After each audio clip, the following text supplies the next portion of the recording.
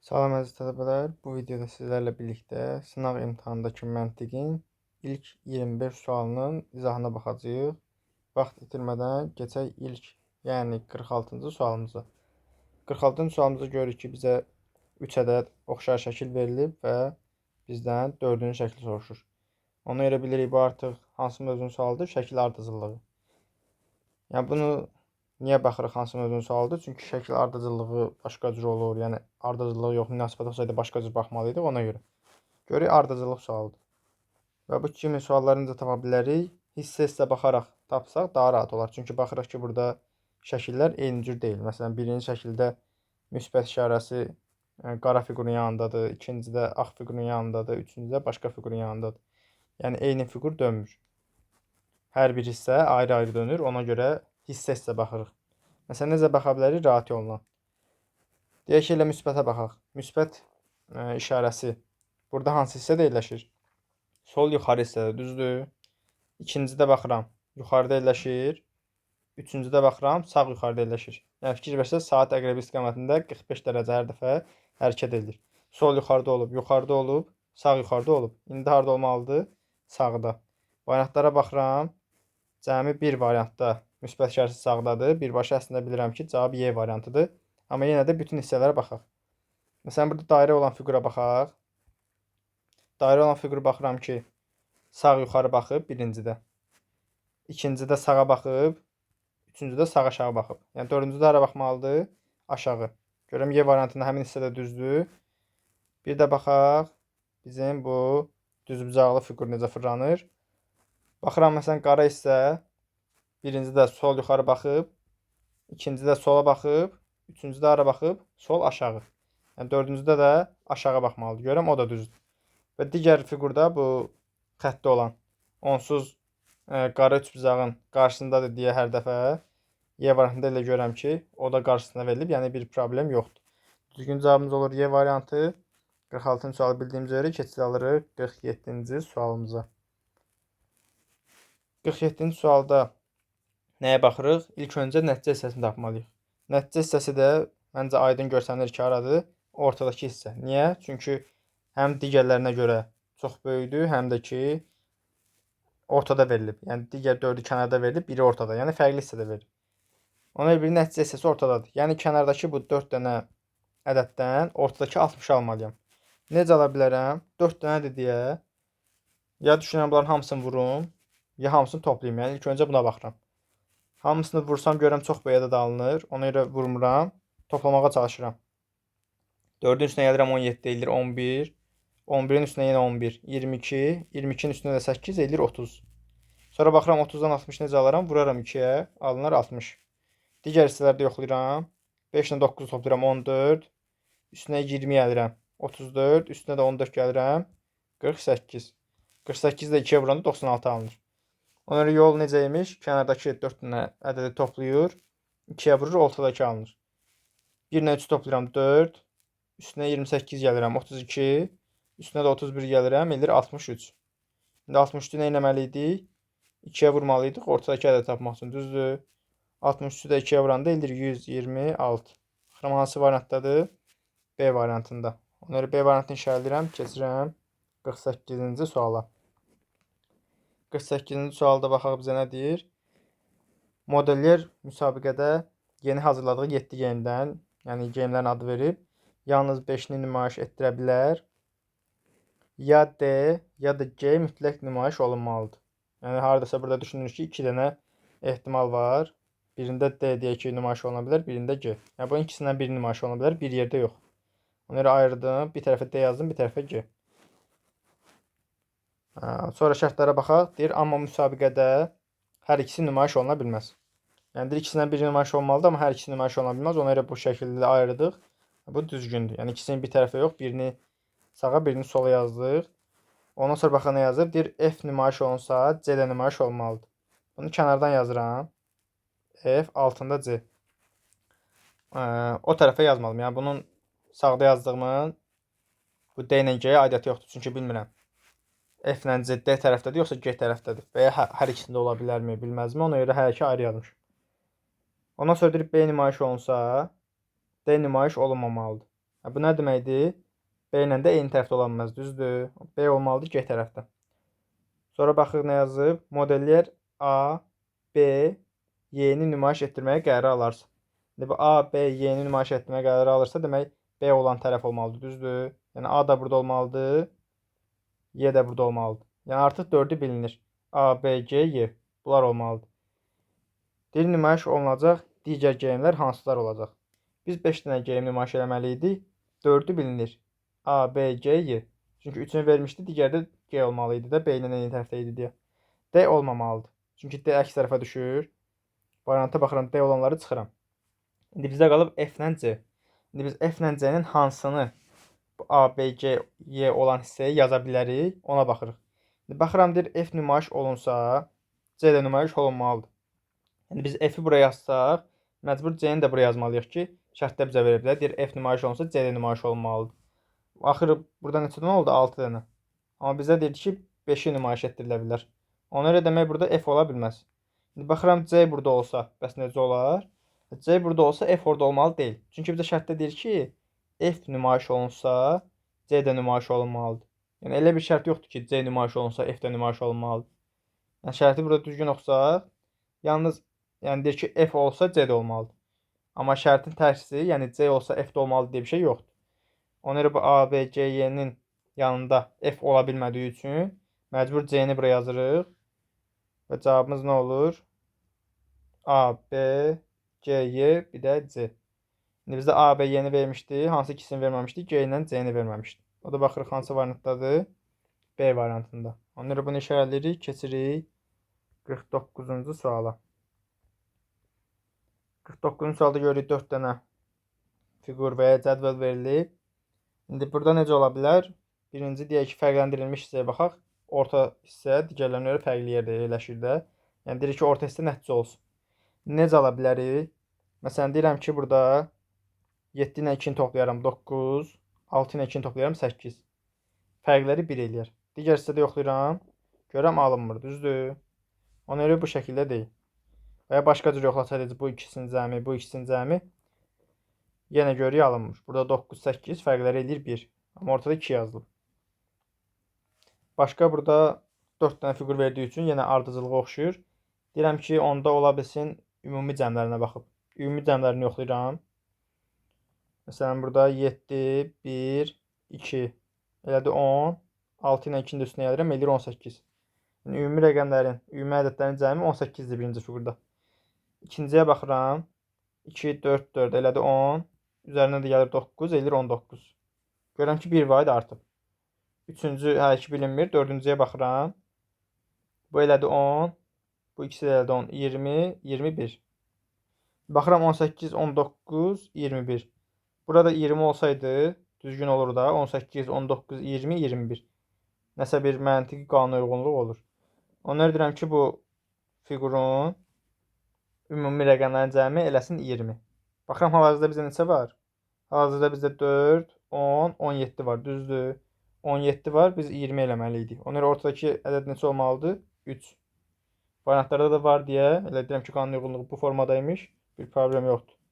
Cavabımızı tapdıq 3. Yəni C variantı. Keçirik 50-ci suala. 50-ci sualda hansı hissədə səhv eləyə biləriz əsas? Yəni səhv eləyənlər çoxu düşünürəm ki, orada səhv eləyib. Əgər bütün sahə hesablamalarını, sahə düsturlarını bilirsinizsə. Bilməsəz belə dama ilə məncə sahib tapmaq olar. Yəni əsas burada səhv eləyə biləcəyiniz məqam şərti düzgün oxumamağınızdır.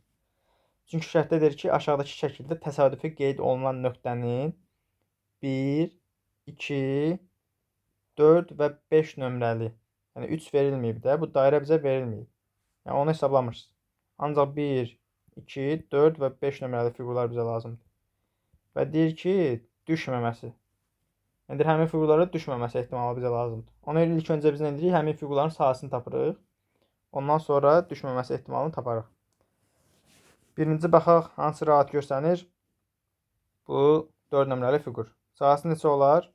Düzbucaqlıdır. Düzbucağın sahəsini necə tapırıq? A vurulsun B. Yəni 2 dənə fərqli olan tərəfinin hasili. İndi baxıram, buna A deyək. A tərəfinin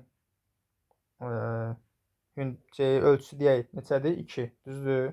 Çünki burada yazılıb ki, bir xana bir saha vadidir. Yəni 1 santimetr götürə bilərsiniz. Nəsə istəsəz götürə bilərsiniz.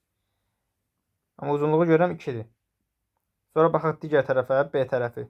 1 dama, 2 dama, 3 dama, bir də 3 yarım, düzdür? Bir tərəfi 2-dir, bir tərəfi 3 yarım. Hasil neçə edir? 7. Demək, 4 nömrəli fiqurun sahəsi 7-dir. 7 xana saha vahidi, yəni nə istəyirsiniz deyə bilərsiniz. Boş 7 də deyə bilərsiniz. Onsuz bizdən santimetr və ya metr və s. verilmir.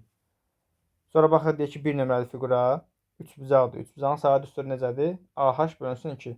Yəni tərəf oturacaq. Ona çəkilmiş hündürlük bunların hasilini 2-yə bölür. Olur 3-bucağın sahəsi. Bura baxıram. 1 dama, 2 dama, sonra yarım burada var, yarım da burada var. Düzdür? Yəni eləyir 3. Bir də hündürlüyünə baxıram. Hündürlüyünü necə tapa bilərik? Məsələn, buradan kənardan bir dənə belə xətt çəkə bilərsiniz. Eyni ölçüdə olan. Yəni deyək ki, oturacağından başladı, təpə nöqtəsinə bitdi. Daha rahat görə biləsiniz deyə. Burada görürəm ki, 1, 2, 3, 4 damadır. Düzdür? 4 xana. Demək 4 vurulsun 3, bölünsün 2. Eləcək 6. Sonra 2 nömrəli fiqura baxıram. Trapesiyadır. Trapesiyanın sahəsi necədir? Oturacaqları, yəni A, B, o düz olan tərəflər oturacaqlardır. Kənar tərəflər yox. A plus B bölünsün 2. Orta xətti tapır burada. Sonra vurur hündürlüyə. Vurulsun H. Bu şəkildədir trapesiyanın saat üstü. Biz də baxırıq. A tərəfi 1.5-dir. B tərəfinə baxıram. 1, 2, 3, 3.5. Bölünsün 2. Vurulsun hündürlüyünə baxıram. Hündürlüyü də görürəm burada 1 dama. 1.5. Burada da 0.5 var. Edir 2. Hündürlüyü daha dəqiq görməyimiz üçün bir dənə buraları silək. Hündürlüyü yenə necə tapa bilərik? Məsələn, bunun uzunluğunu belə çəkə bilərik. Görürəm 1 dama burada var. 0.5 burada var. 0.5 də burada. Yəni eləyir 2. Bunu vurmalıyıq 2-yə. Bu halda nə olur? Məxrəcdəki 2 ilə o hündürlükdə olan 2 ixtisar gedir və nəticədə bizə nə qalır? 1.5 plus 3.5. O da eləyir 5. Düzdür? İkinci fiqurun sahəsini də tapdıq 5. 5-ci fiqurun sahəsini tapıram. Paralleloqram da görürəm. Paralleloqramın saat üstü nədir? AH. Yəni oturacaq, vurulsun ona çəkilmiş hündürlük. İndi yenə hündürlüyü ilə oturacaq tapmalıyam. Hündürlüyə baxıram. 1 dama, 2 dama. Burada 0.5, burada 0.5. Neçə eləyir? 3. Düzdür? Bir də oturacağa baxıram. Oturacağa baxanda 1, 2, yenə burada 0.5, digər tərəfdə də 0.5. Oturacaq da eləyir 3. 3 dəfə 3 eləcək 9. İndi bu fiqurların ümumi sahəsini biz tapaq. Demək 5, 6, 7. Bunları toplayanda eləyir 18. Üstünə 9 gəlirəm 27. İndi burada ehtimalı tapırıq deyə biz bütün ümumi fiqurun sahəsini də tapmalıyıq. Ümumi fiqurun sahəsinə baxıram. Yəni o boz olana da 1, 2, 3, 4, 5, 6, 7, 8, 9, 10, 11. Digər tərəfini sayıram. 1, 2, 3, 4, 5, 6, 7, 8, 9, 10, 11. Yəni 11 vursun 11 də kvadrat imiş. Bərabərdir 121. Yəni ümumi 121 xana var. Bizim bu şərtdə verilən xanaların sayısı neçədir? Sahəsinin cəmi 27. Amma bizə deyir düşməməsi ehtimalı. Düşməsi ehtimalı olsaydı neçə olardı? 27 bölünsün 121, düzdür? Amma düşməməsi ehtimalı deyirsə bunun tərsi. Yəni 1-dən bunu çıxırıq. Yəni 121 bölünsün 121 1-dir də. Bundan çıxırıq 27 bölünsün 121. Burada da məxrəc olduğu kimi qalır, sürətlər çıxılır, düzdür? Neçə eləyir? 94 bölünsün 121. O da baxıram hansı variantdadır? D variantında. Ona görə D variantını işarələyirəm, keçirəm 51-ci suala.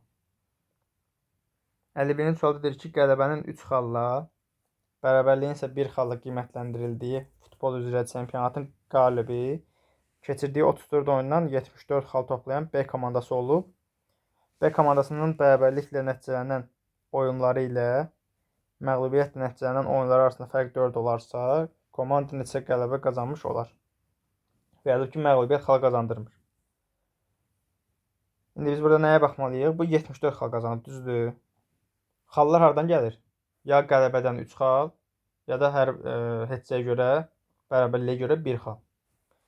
İndi düşünürəm ki, biz bunun bərabərlik sayını tapsaq. Necə tapa bilərik? Bu deyək ki, bir dəfə bərabər qalmış olsa. Elə bir şey mümkündür? Yox. Çünki bir dəfə bərabərlik qalsa, bu o deməkdir ki, 1 vurulsun 1. Yəni 1 xarı bərabərlikdən qazanıb, yerdə qalan 73 xalı qələbədən qazanmalıdır. Bu da mümkün deyil. Çünki qələbə 3 xal verir və 73 3-ə bölünmür. Yəni bərabərlikdən qazanılan xal çıxandan sonra yerdə qalan xal 3-ə bölünməlidir. Çünki yerdə qalan xalı qələbədən, yəni hər oyuna görə 3 xaldan almış olur da. Ona görə 3-ə bölünmüş olmalıdır. Biz bura baxırıq. Demək dedik ki, bir oyunda heç eləyə bilməz. Amma 2 oyunda heç eləyə bilər də. Çünki 74-dən 2 çıxanda qalır 72. 72 də 3-ə bölünür, düzdür? Neçə dəfə bölünür? 24. Demək 24 oyunda qələbə qazanmış olur. 72 xal alır. 2 oyunda heç eləyir. Neçə oyunda məğlub olmalıdır? 24 plus 2. 26 oyun olub, 8 oyun olmayıb, düzdür? 8 oyunda da məğlub olmalıdır. İndi baxırıq, şərtdə bizə nə vermişdi? Deyir, heçə ilə, yəni bərabərlik ilə məğlubiyyət arasında 4 fərq var. 2 ilə 8 arasında baxırıq, nə qədər fərq var? 6. Demək, bu ödənmir. İndi bu ödənmirsə, baxıram başqa neçə oyunda bərabər qala bilər. Yenə həmin o 3-ə bölünmə şərtini göz önündə saxlayırıq. Deyirik ki, onda 5 oyunda bərabər qala bilərlər. Bizə buraya yazaq bərabərlik, qələbə, məğlubiyyət. 5 oyunda bərabər qala bilər. 5 oyunda bərabər qalsa yerdə qalır 69 xal. 69 xalda, yəni 69-u 3-ə böləndə neçə eləyir? 23. 23 qələbə, 5 bərabərlik, məğlubiyyətə baxıram neçə qalır? 23 plus 5 edir 28. 34-dən də 28 çıxanda eləyir 6, düzdür? Yenə görürəm ki, aralarında fərq neçədir? 4 deyil, 1-dir. Ona edirəm, başqa baxaq neçə ola bilər? Bərabərlik onda olsun 8. 8 xalı bərabərlikdən alıbsa, 74 çıxılsın 8 neçə eləyir? 66. Demək, 22 qələbəsi var. 8 bərabərlik. 22 plus 8 eləyir 30. 34-ə tamamlamaq üçün 4 dənə edirəm, məğlub olub. Bura baxıram. 8 ilə 4-ün arasında 4 fərq var, düzdür? Demir hansı çoxdur. Sadəcə deyirdi 4 fərq var. Məğlubiyyət də çox ola bilərdi, bərabərlikdir. Görəm, burada ödəndi. Ödəndisə, bizdən nə soruşurdu? Komanda neçə qələbə qazanmış olar? Komanda 22 demək, qələbə qazanıbmış. Buradan da gördüyümüz kimi. Demək, 51-ci sualda bildik. Keçirik 52-ci suala. 52-ci suala baxıram. Parallelogram olub parallelepiped. Yəni, biz bilirik ki, parallelogram müstəvi fiqurdur, yəni 2 ölçülü fiqurdur. Amma parallelepiped fəza fiqurudur, yəni 3 ölçülüdür. Elə bir eyni fiqura hündürlük veriblər. Yəni, ikisinin də tərəfi var da. Parallelogram ibarətdir A və B tərəflərindən. Parallelepiped amma A, B, bir də H var da, hündürlük. Yəni, sanki çoxlu sayda paralleloqramları üst-üstə qoyublar. Paralleloqram kağızları fikirləşin. Çoxlu sayda 1000 dənə, 100 dənə, neçə dənəsə üst-üstə qoyub. O olub parallelepiped. İndi bura baxıram, hansı variantda ödənə bilər. Və sıralama da önəmlidir. İndi paralel, perpendikulyar ola bilər? Yox. Paralel ilə perpendikulyar ayrı anlayışdır. Paralel bir-birinə toxunmayan xəttlərdir, perpendikulyar isə 90 dərəcə altında toxunan xəttlər.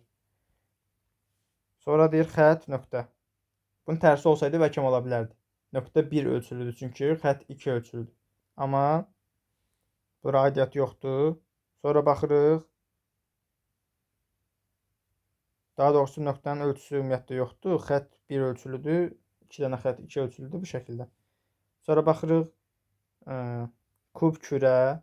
Ümumiyyətlə kubdan kürə almaq olmaz, düzdür. Gələn onu yonaq alaq. O da ki, bizə uyğun gəlmir. Üçüncü suala baxıram. Üçbucaq trapeziya. Üçbucaq budur. Müstəvi fiqurdur. Trapeziya da budur. Bu da müstəvi fiqurdur. Amma bizə biri müstəvi, biri fəza fiqur olmalıydı, düzdür. Sonra baxıram kvadrat kub.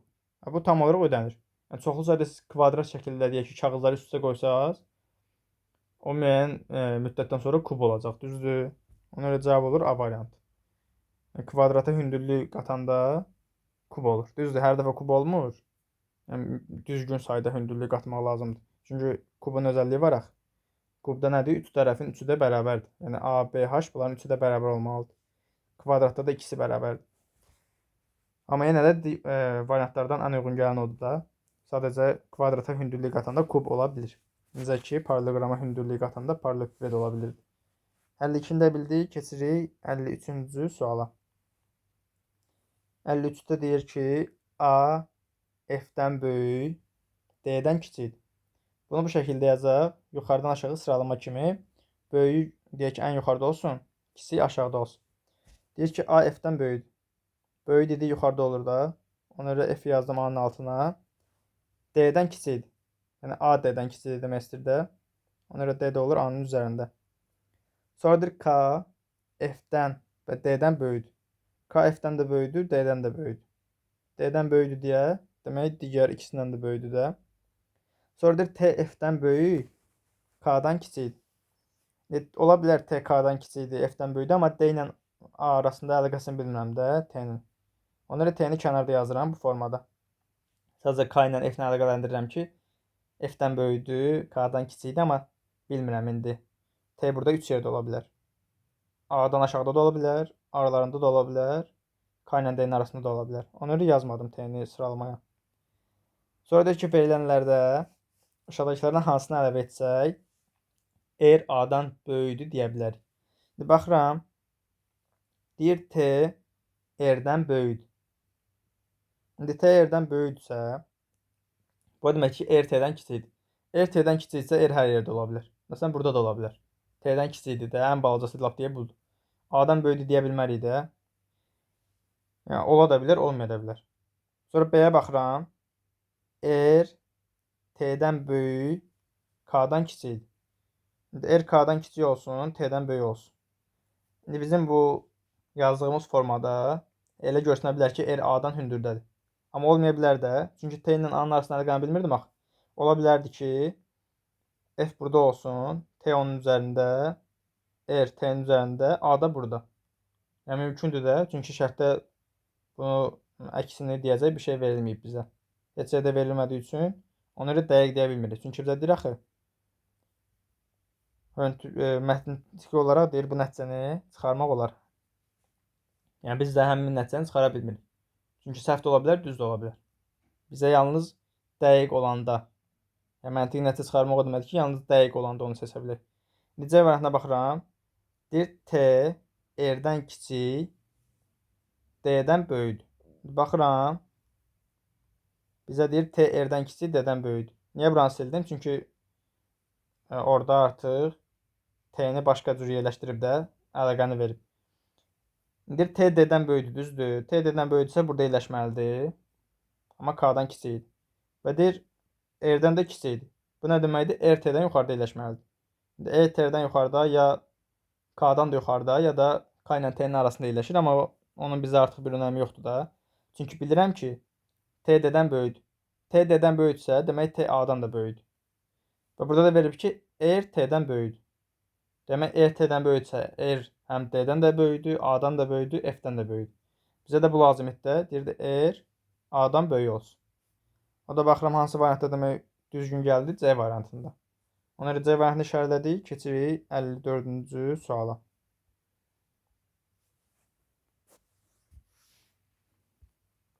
54-cü suala baxırıq.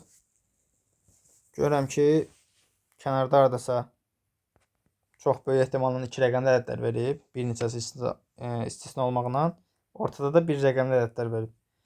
Ona görə düşünürəm ki, bu ortadakı ədədləri toplayıb kənardakıları alıb. Həm də hamısı görürəm ki, 2 rəqəmli olanlar böyük ədədlər deyil. 1 ilə başlayır hamısı. Yəni həmin o 1 rəqəmli ədədlərin cəmindən ala bilər. Düşünürəm hansı bir rəqəmli ədədlərdən, məsələn 13-ü hardan alar? Bu 13-ü almaq istəyirəmsə ya bu xəttdir də, 13-də bir dənə xətt çıxır. Yəni ədəd fiqur əlaqələrində, yəni orada boşuna ədəd fiqur əlaqələri getmir də. Yəni fiqurları əlaqələndirmək lazımdır. Məsələn buradan bir xətt çıxıbsa, düşünürəm ki, bu xəttə uyğun olaraq ya 11 ilə nəsə əlaqəsi var, ya da bu xətt hardan keçir? 7 ilə 4-ün arasından, 8 ilə 5-in arasından. Ya da bu ədədlərdən nəsə əlaqəsi var. Birinci məntiq olaraq əlbəttə düşünürük ki, yaxın olan 7 ilə 4-dən 13 alım, amma görəm alınmır. Bir də baxıram 8 ilə 5-dən bəlkə 13 alım, görəm alınır, düzdür. 8 ilə 5-in cəmi qarşısında yerləşən ədədi verir 13-ü. Yəni tərs tərəfdə yerləşən. Sonra digərlərini də yoxlayıram. Məsələn, bu 7 ilə 4-ün cəmini də görürəm. Tərs tərəfində qarşıda yerləşən 11-in özünü verir, düzdür? Məsələn, burada 5 ilə 7-ni toplayıram, 12-ni verir. Yəni, hansını istəyirsiniz yoxlaya bilərsiniz. 7 ilə 9-u toplayıram, 16-nı verir. Məsələn, 1 ilə 7-ni toplayıram, 8-i verir. 4 ilə 1, 5-i verir. Yəni, görün, hamısını ödənir də. 7 ilə 7 də 14-ü verir. Yəni, hamısını yoxladım, gördüm, hamısında ödənir. Ona görə buradakı ədədi tapmaq üçün nə etmək lazımdır? 9 ilə 8-i toplamalıyam ki, qarşısında əks tərəfdə olan həmin sual işarəsinin cavabını tapım. 9 ilə 8-in cəmi neçə eləyir? 17. 17 görəm hansı variantdadır? B variantında. Ona görə B variantını işarələyirik, keçirik 55-ə. Yəni, bu kimi suallarda demişik, cümlə qursanız daha yaxşıdır. Məsələn, deyirəm ki, zəfəran ədviyyatdır, düzdür? Zəfəran ədviyyatdır, bəs vələs nədir? Variantlara baxıram, vələs meşədir, yox. Vələs odundur, yox. Kəsrdən sonra odun ola bilər, amma vələs odun deyil. Vələs koldur, yox. Vələs tərəvəzdir, yox. Vələs nədir? Ağac, düzdür. Yəni, niyə odun deyil? Odunların xüsusiyyəti yoxdur da. Sadəcə odundur. Yəni, ağacların hamısı kəsrdən sonra onu ümumi ad olaraq odun deyə bilirik, amma xüsusi olaraq harası görmüsünüz, deyir bu odun adı vələsdir və s. Yəni, elə şey olmur da. O yaşayan vaxt olur, adı vələs olur ağac. Yəni, o yaşayan vaxtda ağac olur da, öləndən sonra odun olur. Necə ki, öləndən sonra insanların da adı deyilmir, yalnız cəsəd və ya meyit deyilir, o da o formadır. Məsələn, 56-cı suala baxaq. 56-cı sualda deyir ki, Ada və Milan bacıdırlar. Onların yaşları cəmi 8-dir. Məsələn, yazaq, yaşları cəmi 8. Ada plus Milan. Normalda baş hərfləri nə yazardıq? A plus M. Niyə yazmırıq? Çünki burada sonra ata verilib. Atada da adı, adada da adı. Ona görə qarışdırmayaq, tam adlarını yazdıq. Bərabərdir 8. Sonra deyir, 6 il sonra hər iki bacı atalarının yaşları cəmi olar 52. İndi baxıram, indi bunların yaşları cəmi 8 isə 6 il sonra bunların yaşları cəmi neçə olacaq? Yəni 6 il sonra cəmə baxıram. Deməli 6 il sonra Adanın yaşı 6 yaş artır, düzdür? Olur Ada plus 6. Milanın yaşı da 6 yaş artır, olur Milan plus 6. Atasının yaşı da 6 yaş artıraq. Bu da olur ata plus 6. Neçə eləyir? 52, düzdür? Biz burada bilirik ki, Ada plus Milan neçə idi? 8. Yəni, Ada ilə Milanı buradan silirəm. Yerinə yazıram 8. Yəni, olur 8 plus 6 plus 6. Bir də plus bu atanın 6-sı. Plus ata bərabərdir 52, düzdür? Burada ata yazdığımızda atanın 2 yaşıdır. Çünki ata plus 6 yazmışıq da. 6 il sonraki yaşı üçün. Və bunları indi cəmləyirəm ədədləri. 8, 6, 6, 6. Elir 26 plus atanın yaşı bərabərdir 52-yə. Atanın yaşı burada neçə eləyir? Ata bərabərdir 52 çıxılsın 26, yəni elə 26 eləyir, düzdür? 26-da baxıram hansı variantdadır? Y variantında. Çünki bizdən soruşur atanın indiki yaşını müəyyən edin.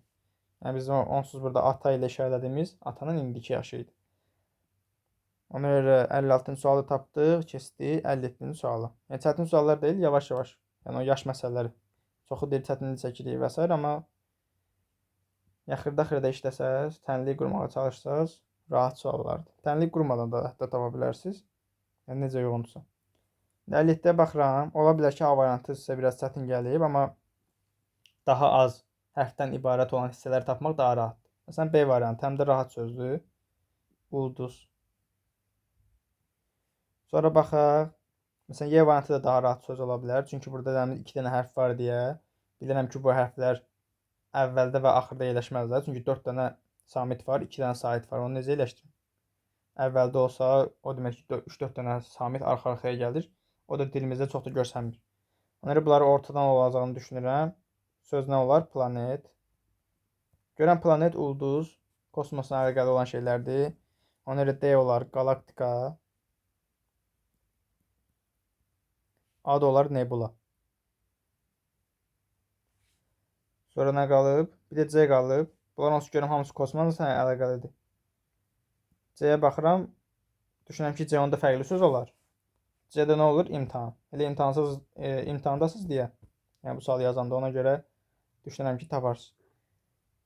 Demək 4-ü oldu qalaktika, kosmosla əlaqəli sözlər. Qalaktika, planet, ulduz, nebula. İmtahan amma kosmosla əlaqəli deyil. Ona görə cavab olur C variantı. Yəni imtahan vaxtı kosmosda olmaq yaxşı deyil. Sonra imtahanı yazmaq olmur. Ona görə C variantı fərqlidir. 58-ə baxırıq. 58-də ardıcıl 8 natural ədədin cəmi 140-dır. Bu ədədlərin ən kiçiyi neçədir? Əslində çox rahat sualdır. Ardıcıl deyir. Orada tək cüt verilməyib. Ona görə hamısını ardıcıl götürəcək ədədləri. Cəmi 140-dırsa 8 dənə natural ədəddir. Ədədi silsilədən bilirik ki, ortadakı ədəd vurulsun. Neçə dənə ədəd varsa, yəni silsilədə. Ona vururuq, yəni orta ədədi vururuq. Silsilədəki ədədlərin sayına olur ümumi cəm, düzdür? İndi mən tərsini gedək.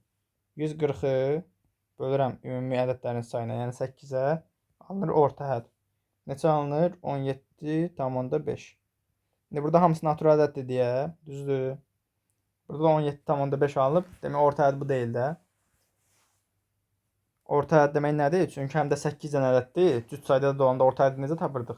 Ortadakı 2 dənəsinin ədədi ortasıdır.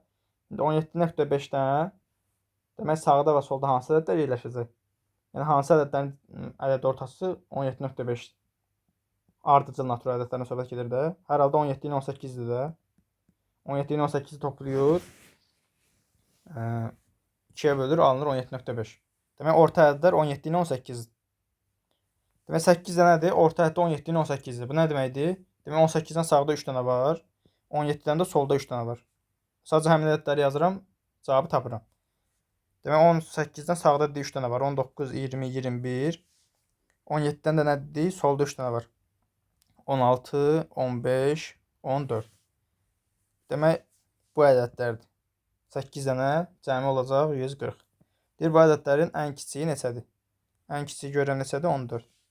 Onları B variantına işarələyirik, keçirik 59-cu suala. Deyir qatlanmış kağızda kəsiklər edilib, fikrən kağızı açın və açılışa müvafiq variantı tapın. İndi baxıram. Demək birinci kağız bu formada, yəni bu xəttə nəzərən, düzü xəttə oxşamadı. Bu xəttə nəzərən yuxarı hissəsi görəm aşağı qatlanıb. Sonra baxıram üçbucağın kənarları da qatlanıb, bu hissə qalıb, düzdür? Yəni üçbucağın bu iki dənə kənarı da qatlanıb, sol aşağıda kvadrat qalıb. Yəni bu fiqur ümumi əvvəldə verilən fiqurun hansı hissəsidir? Sol aşağı hissəsi. Sonra orada kəsiklər edilib bu formada. Biz niyə tapdıq ki, bu balaca kvadrat ümumi kvadratın sol aşağı hissəsində yerləşir? Çünki bunun üzərində bir kəsik var. Yəni bu fiqur eyni ilə, necə ki burada belə kəsik var, çəkə bilsək, bu eyni ilə gəlib burada, demək variantlarda sol aşağı küncdə olmalıdır. Sadəcə indi bütün variantlarda var deyə bu etdiyimiz sizə mənasız görsənə bilər, amma digər suallarda görəcəksiniz ki, əslində çox da mənasız deyil. Yəni hətta sırf ona baxaraq cavabını tapdığınız suallar olacaq. Tez bir şəkildə. Sadəcə bizə bunu variantları açmaq lazımdır və ya simmetriyadan istifadə edə bilərik. Hansı formada? Qatlanan hissələrin hər birindən simmetriya olmalıdır. Məsələn, buradan qatlanma var deyə fiqurların hər birində bu hissədən belə xətt çəkəndə simmetriya olmalıdır. Məsələn, baxaq. Düzdür, hamısında var kimi görsənir, amma əslində yoxdur. Yəni, hansında yoxdur? Məsələn, burada A variantında yoxdur. Çünki bu xəttə nəzərən açılmada, bu 45 dərəcə açılmada, bunu necə bilə bilərsiniz? Yəni, bu formada açılmada, yəni, bir var bu xəttə nəzərən güzgəks. Bu xəttə nəzərən güzgəksi, bunlar rahat. Əksidir sadəcə, onu tapa bilirsiniz. Amma belə əyri xətt olanda, yəni 45 dərəcə bucaq altında olan xətt olanda bunu necə tapa bilərsiniz? Belə bir yol deyə bilərəm sizə. Məsələn, burada bu fiquru nəzərdən keçirikdə digərlərini onsuz görürsünüz ki, simmetrikdir. Məsələn, buradan belə baxıram. Digərlərini rahat görə bilərsiniz ki, simmetrikdir. Yəni bu iki fiqur. Bu fiqurla bu fiqurun simmetriyası məsələsi var. O biraz çətin görsənir. Onu da necə rahat yolunu tapa bilərsiniz? Demək belə bir yoxsa deyə bilərəm ki, bu nöqtəni məsələn götürürəm, üzü hara baxır? Yəni üzü simmetriya oxuna tərəfdə, düzdür? Belə bir dənə ox çəkdim. Eyni ilə digər fiqurda, yəni bunun uç tərəfi də eyni ilə eyni nöqtəyə simmetrik olaraq baxmalı idi və ya eyni bir nöqtədən, məsələn bura xətt çəkirəm, hansı hissəyə düşdü? Məsələn bunun bu hissəsinə düşdü. Bir də formasına baxıram da, amma onun kənarından keçir. Bir nöqtədən eyni ilə digər fiqura da ox çəkirəm. Amma görürəm ki, bu fiqurun içindən keçir, düzdür? Yəni də onlar simmetrik deyil. Məsələn, bu fiqurda deyək ki, görsənmədi, digər variantda görsədim. Məsələn, C variantına baxıram. Dediyimizi eləyirəm. Məsələn, bu nöqtədən bir dənə belə xətt çəkdim. Fiqur görürəm necə qalıb? Eyni nöqtəyə nəzərən də. Bir dənə xətt çəkdim, düz həmin nöqtəyə. Sonra digər fiqurdan da həmin nöqtəyə xətt çəkdim, gördüm eyni fiqurdur da. Və ya həmin nöqtəni götürürəm. Eyni bir nöqtə. Simmetriya oxu üzərində eyni bir nöqtəni götürürəm. Bura xətt çəkdim, həmin fiqura. Görürəm ki, necə oldu? Bu fiqurun iti tərəfindən girdi, düz tərəfindən çıxdı, düzdür, tam ortasından. Digər fiqura da eyni cür xətt çəkirəm. Yenə görürəm iti tərəfindən girdi, düz tərəfindən çıxdı. Yəni o deməkdir ki, bunlar simmetrikdir. Amma digər hansı fiqurda yoxlayın. Məsələn, B variantında görürəm alınmır. Y variantında alınmır. Birinin iti tərəfi simmetriya oxuna baxır, birinin düz tərəfi simmetriya oxuna baxır. D variantında birinin iti tərəfi, birinin yan tərəfi baxır. Elə A variantında da birinin iti tərəfi həmin nöqtəyə baxır, birinin kənara baxır. Heç biri ödənmir. Ona elə birbaşa tapa bilərsiniz ki, bizim düzgün cavab C variantı. Yəni hər bir nöqtədən, hansı nöqtələrdən qatlanıbsa, həmin nöqtələrdən simmetriya olmalıdır. Başqa məsələn bu nöqtədən qatlanmışdı, bu nöqtədən qatlanmışdı. Həmin nöqtələrdən də baxa bilərdi, simmetriya olmalı idi. Məsələn belə ayıra bilərdiniz. Qatlanan nöqtədən hər birindən simmetriya olmalıdır. Məsələn buradan baxıram ki, burada iti bir tərəf var. Amma onun qarşı tərəfində simmetriya olmalı olan tərəfdə görürəm iti bir tərəf yoxdur və s. Yəni çox yolla baxa bilərsiniz. Yəni mövzunu tam olaraq hal-hazırda keçməmisiniz deyə qəribə gəlmiş ola bilər, amma bir neçə yol var. Birinci dediyim bu aşağı hissəyə baxmaqdır. Yəni bu hissə, bu fiqur, ümumi fiqurun hansı hissəsində yerləşir? Birinci ona baxırsınız. Daha rahat tapmağınız üçün, daha tez tapmağınız üçün. Sonra ikinci simmetriyalara baxırsınız. Onunla belə tapa bilməsiniz, alınmasa, sonra fiquru açmağa çalışırsınız. Çünki fiquru açmaq həm hamı rahat aça bilmir fiquru, daha çətin olur. Həm də ki, daha çox vaxt alır deyək. Simmetriyaya baxmaqla daha tez tapmaq olur. Yəni onsuz variantda olur suallar, variantlar çıxırsınız, cavab tapırsınız. Çünki variantda açıq sual kimi verə bilməzlər. Necə verəcək? Cavab kartında şəkil çəkin. Yəni belə şey olmur da. Yəni şəkillər verilməlidir. Ona uyğun iş görürsünüz deyə simmetriya və s. ilə baxmaq daha yaxşıdır. Bu sual da bildik C variantıdır. Keçirik 60-cı suala. 60-cı sualda görürəm ki, sualı hər dəfə birinci analiz eləmək lazımdır. Şərti onsuz eynidir, şərtə baxmırıq. Məsələn, birinci fiqurdan ikinci fiquru alıb, biz nə tapmalıyıq ki, necə alıb? Ondan əsasən, üçüncü fiqurdan da eyni işləri görüb, dördüncü fiquru almalıyıq. İndi birinci fiqurdan ikincini necə alıb? Görəm eyni fiqurdur da, düzdür. Sadəcə bu fiqur dönür. Necə dönür? Məsələn, bu dairəyə baxıb da bilə bilərsiniz. Və ümumi fiqurdan da bilə bilərsiniz ki, bunu saat əqrəbi istiqaməti və ya əksinə. Çünki 180 dərəcə dönüb deyə bir önəmi yoxdur saat əqrəbi istiqaməti və ya əksinə. İkisi də eyni fiqur alınır.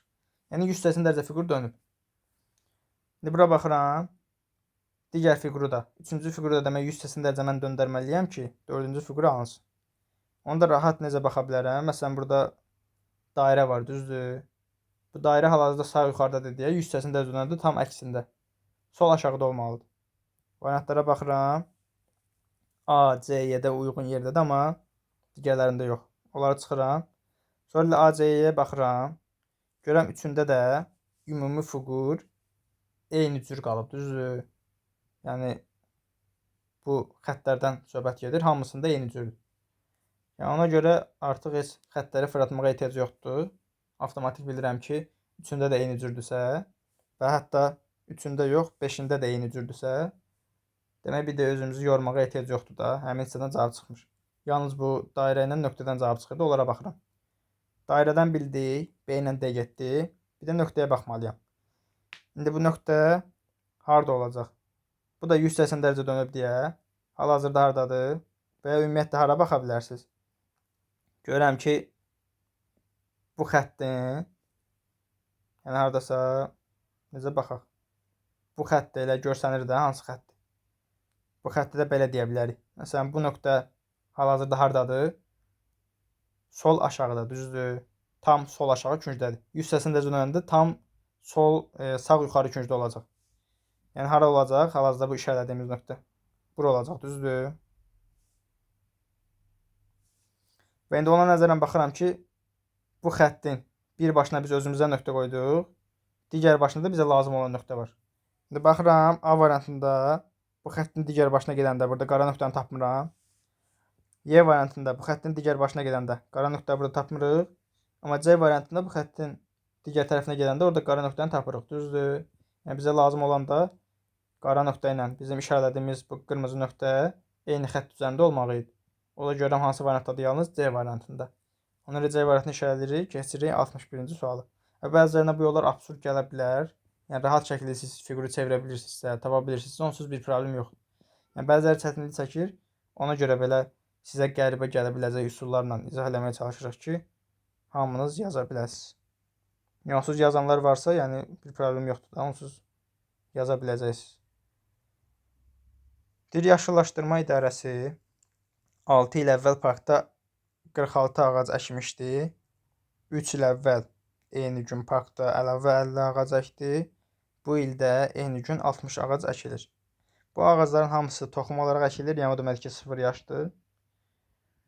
Və yaşları da əkildikləri gündən etibarən hesablanmağa başlanır. Bu ildən etibarən bu parka 10 il ərzində əlavə heç bir ağac əkilməzsə və əkilən ağaclar bu müddət ərzində canlı qalarsa 10 il sonra bu parkdakı ağacların yaşlarının ədədi ortası neçə olar?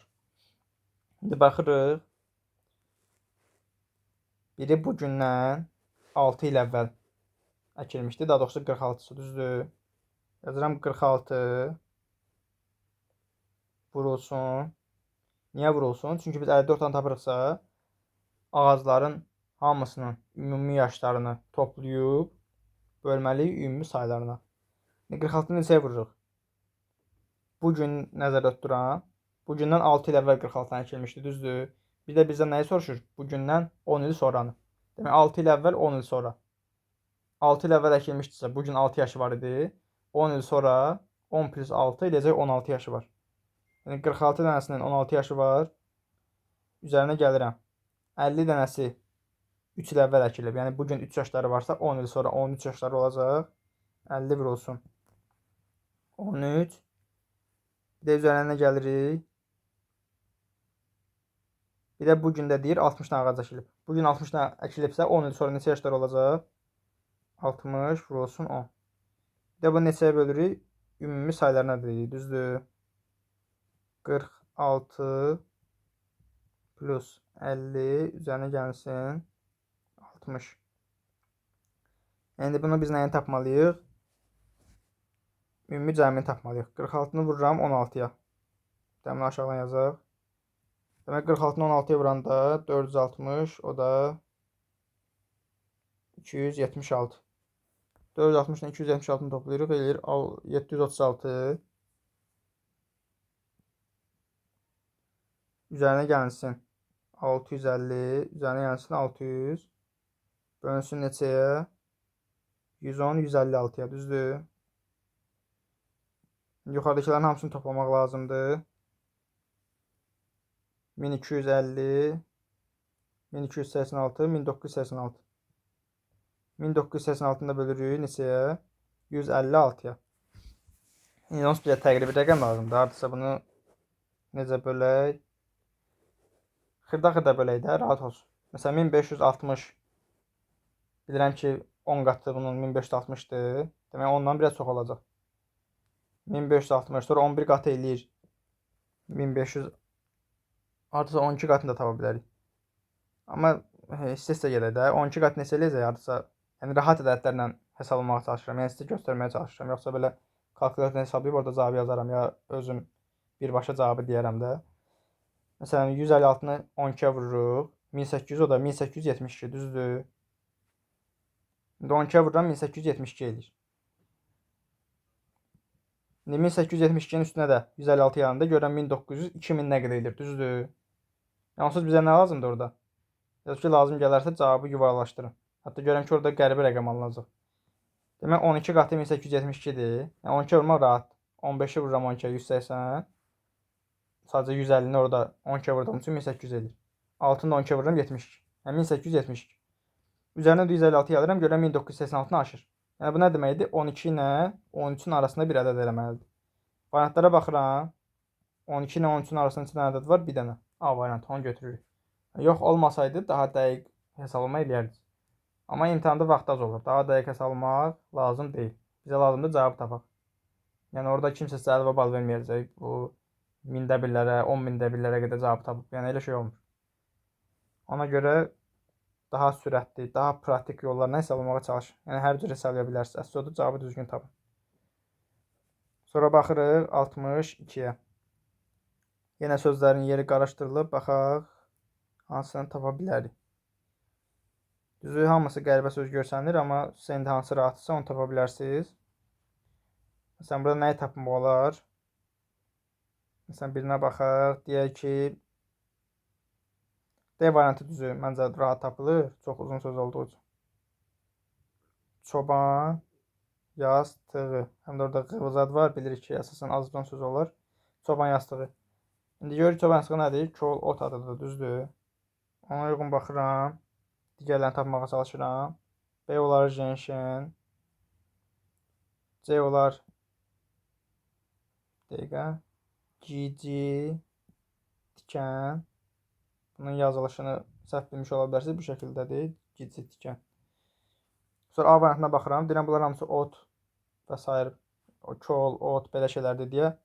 Burada olsun otu. Nə otu? Biraz axtarıram. Ola bilər sözü bilmirik. Ona görə dazı otu. Amma ən azından bilirəm ki, nəsə otudur da o da. Çünki orada otu var. Və Y variantına baxıram. Görürəm hamısı bunlar nəyə oxşuyur? Müalicəvi otlara oxşuyur da. Otlara, kollara, müalicəvi bitkilərə. Ona görə elə deyirəm ki, Y variantı da olsun müalicə. İndi baxıram hər biri müalicəvi bitkilərdir, amma Y variantı özü müalicə sözüdür deyə digərlərindən fərqlənir də. Cavab olur Y variantı. Baxırıq 63-ə. 63-də deyir ki, kubun açılmış forması verilib. Bir üzündə 3, 2, 1, 6 var. Üst üzlərində olan, yəni bu fiqurun üst üzündə olan nöqtələrin cəmi ən az neçə ola bilər? Yəni bu fiqurların heç birinin bir-birindən əlaqəsi yoxdur.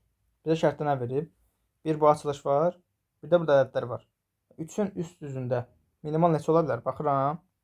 Qarşılıqlı üzü bir dənə üst üzdə göstərilməz, düzdür, yan-bayan. 3-ün qarşısında 2 var. Demək 2 ola bilməz, başqa hər şey ola bilər də. Minimal neçədir? 1. Götürürəm, buraya yazıram 1. Sonra baxıram bu fiqurada 2-dir, düzdür. 2-nin qarşısında baxıram, neçə ola bilməz? 3 ola bilməz də, qarşılıqlı üzüdür deyə. Başqa hər şey ola bilər. Demək burada da götürürəm, qoyuram 1. Sonra 1-in baxıram qarşısında neçə ola bilməz? Burada 6 ola bilməz də, çünki 1-in qarşılıqlı üzü nədir? 6. Yəni qarşılıqlı üzü necə tapırıq? Arasında bir dənə. Yəni burada 3 ilə 2-nin arasında görürəm bir dənə fiqur var. Bir dənə xana var. 1 ilə 6-nın arasında bir dənə xana var. Yəni arasında bir dənə xana olanlar qarşılıqlı üzdür. Məsələn burada 4 ilə 5-in qarşısında da bir dənə 6 var deyə arasında. 4 ilə 5 də qarşılıqlı üzdür. Yəni qarşılıqlı üzlər bir dənə hissədə görsənə bilməz. Yəni qarşı-qarşıya olurlar deyə eyni anda siz baxıb 2 dənə paralel üzdür də onları görə bilməzsiniz. İndi 1-in qarşısında 6 ola bilməz. Başqa ən kiçiyi nə ola bilər? 2 ola bilər. Niyə 1 özü olmur? Çünki 1 burada var da 2 dənə 1 olmaz ki yan-bayan. Demək burada da ola bilər 2. Sonra 6-ya baxıram. 6-nın qarşılıqlı üzü 1 idi. Düzdür. Demək burada 1 ola bilməz. 1-dən başqa hamısı ola bilər. Bir də özü ola bilməz. Demək 2 ola bilər. İndi ümumi cəminə baxıram. 1, 1, 2, 2. Bu da elə də 6. Yəni ən kiçiyi soruşdu deyə bu formada yazdıq. Yəni ən böyüyü soruşsaydı əksini yazardıq və ya başqa bir şeylər də ola bilər orada. Siz ən kiçiyini soruşur deyə biz ola biləcək ən kiçiklərini yazdıq. 1, 1, 2, 2. Cəmi də elə də 6. Bunu da bildik, keçirik 64-ə. İndi 64-də baxıram. Şəkillərdir verilib, bir neçəsini soruşur. Burada fikir versəz, Bu şəkillə bu şəkil güzgü əksidir, düzdür? Məsələn, bunları nömrələyək. Qoy rahat olsun. 1, 1. Bunlar güzgü əksidir. 2, 2. Bunlar güzgü əksidir. 3, 3. Bunlar da güzgü əksidir. Bizə o sual içərisində olan ədədlər lazımdır. Bizə hansı 2 dənə qalıb demək? Bir bu qalıb. Bir də bu qalıb. Demək, bunların güzgü əksi lazımdır. Amma hansı hissədə hansının güzgü əksi verilir, onu necə tapırıq? Fikir versəz, burada bir rəqəmlə nömrələdiklərimiz. Bu 1-lə bu 1-in arasında neçə dənə fiqur var? 1, 2, 3, 4 dənə fiqur var, düzdür? Sonra 2 ilə 2-nin arasına baxıram. 1, 2, 3, 4 dənə fiqur var. 3 ilə 3-ün arasında 1, 2, 3, 4 dənə fiqur var. Yəni demək, arada 4 dənə fiqur olandan sonra güzgü əksi verilir. Məsələn, 1-ci ilə 6-cı fiqur və s. bu formada. İndi bura baxıram. İkinci fiqurun bizə nə lazımdır? Güzgü əksi lazımdır. İkinci fiqur hansı fiqurun güzgü əksi olacaq? Baxıram 6-cı fiqurun, düzdür? Bunun güzgü əksi bizə lazımdır ilk öncə. Onun güzgü əksi baxıram hansı variantda var? Məsələn, B-də yoxdur. A variantında var. C-də onun güzgü əksi.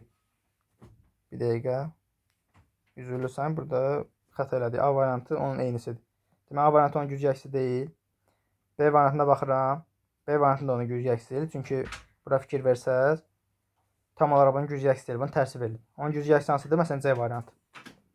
Sonra görürsünüz ki, C-ni də bir dəfədə başqa cür güzgü əksi eləyib orada B-ni ala bilər. Ona görə A deyil, B deyil, D deyil. Yəni birinci fiqurlara baxıram da. Çünki sıralama olaraq önəmi var axı. Birinci bu fiqurun güzgü əksini tapırıq. Demək, B ola bilər, Y ola bilər. İndi digər fiqura baxıram. Demək, burada da digər verilən bu fiqurun güzgü əksi lazımdır. O da baxıram. Y variantında birəbir eynisi verib deyə. Onu götürmürük. Hansını götürürük? C variantı demək onun güzgü əksidir. Demək, bu sualı bildiyimizə görə keçirik 65-ci suala. 65-ci sual baxırıq. Belə bir əməllər mövzusunun sualıdır. Burada nəyə fikir veririk? 10-dan, 10-dan nə alıb? 0. Yəni 0 necə alına bilər? 2 cür alına bilir. Bir, eyni ədədləri bir-birindən çıxanda 0 alınır. Bir də hasillərindən. Nə ilə hangi hasilindən? 0-dan hər hansı bir ədədin hasilindən 0 alınır. Düzdür?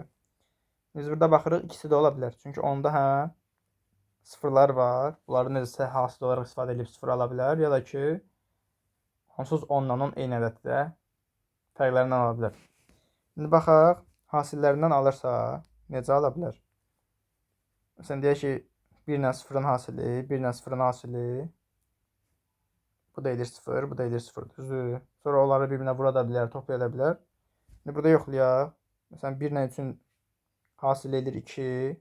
Burada da olur 7. 2 ilə 7-dən sonra 95 almaq olmaz da. Ona görə düşünürük ki, hasildən biraz çətin oldu. Hasildən olmasın. Nə olsun? Fərqlərindən olsun. 10-dan 10 çıxır, edir 0. Burada 8-dən 3 çıxıram, edir 5. Sonra 5-dən 55 necə alım? Və ya 12-dən 7 çıxıram, burada da edir 5. Amma birində 55 alınır, birində 95 alınır. Ona görə başqa bir şey düşünürəm. Deyirəm, bəlkə bunun özündə çıxmır. Kvadratını və s. belə bir ədədi bir-birindən çıxırdı. Onsuz ikisində də eyni şey alınır. Yəni, üstündə eyni əməli görəndən sonra bunların eyni ədəd alınacaq. Amma aşağıda fərqli alınır. Ona görə deyirəm, kvadratları fərqli olsun bəlkə. 10-un kvadratından 10-un kvadratını çıxıram, edir 0. Bura baxıram. 8-in kvadratı 64. 3-ün kvadratı 9. Fərqləri neçə edir? 55. 12-nin kvadratı 144. 7-nin kvadratı 49. Fərqləri 95. Görüm, kvadratları fərqində ödənir də. Ona görə 7-nin kvadratı 49 çıxılsın. 5-in kvadratı 25. Neçə edir? 24.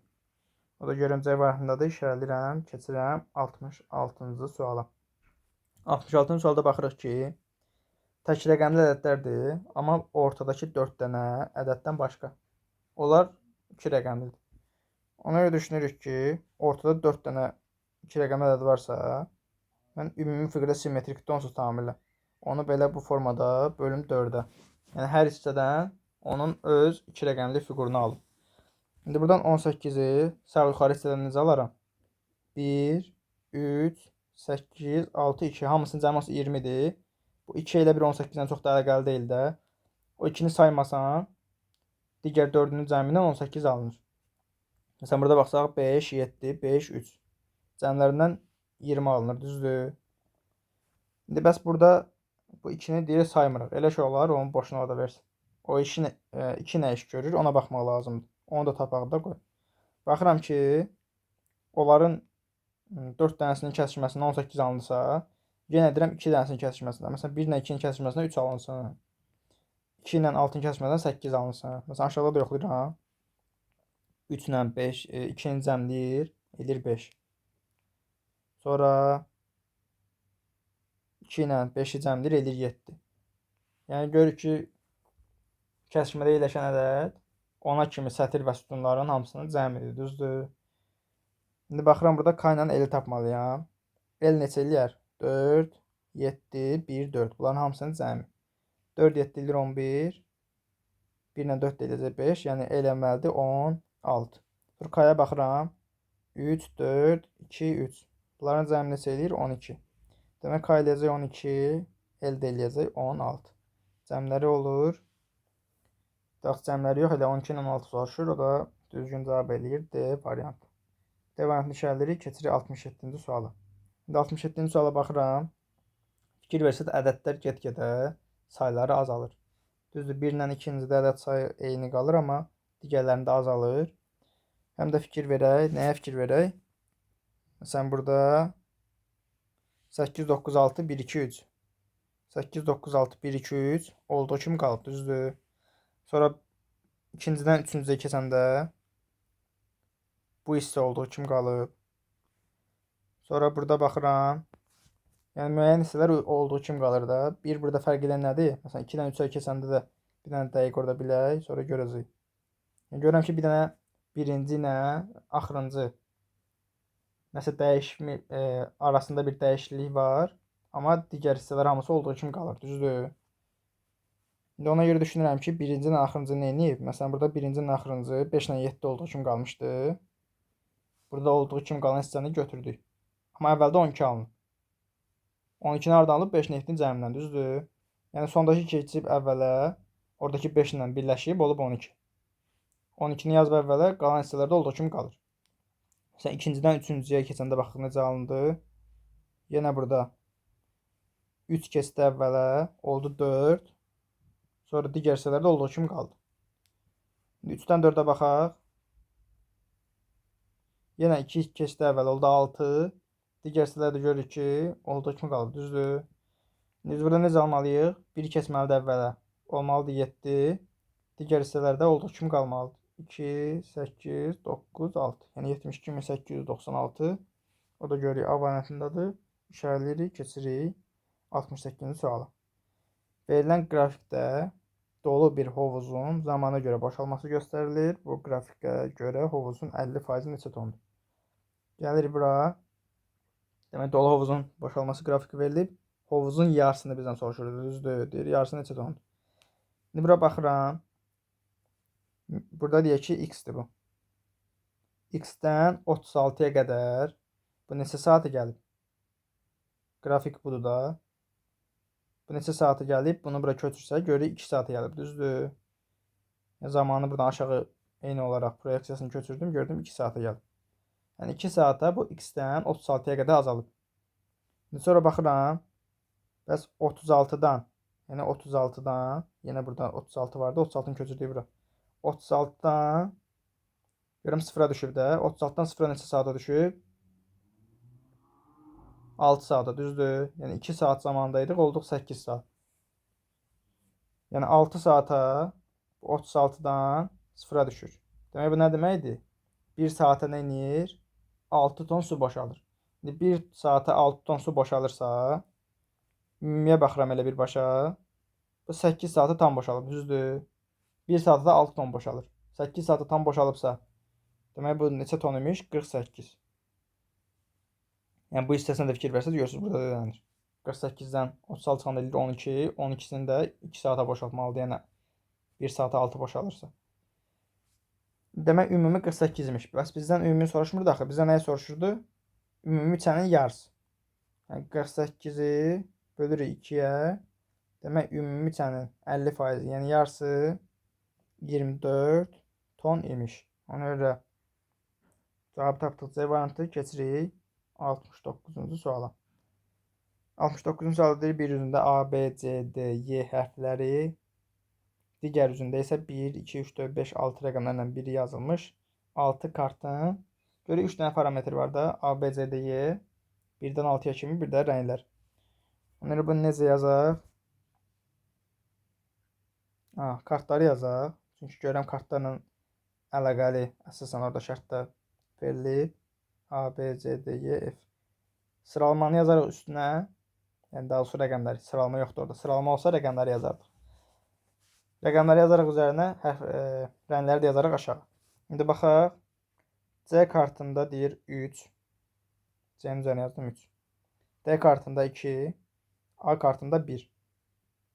Sonra deyir B və C kartları yaşıl rəngdədir. Rəngi də aşağı yazaqda. Hətta sizin üçün yaxşı görsənsin. B və C kartları yaşıl. A kartı qara. Yəni buradan qara rəngi də tapaq. Aha. Deyir A kartı qara. Y yaşıl rəngdədir.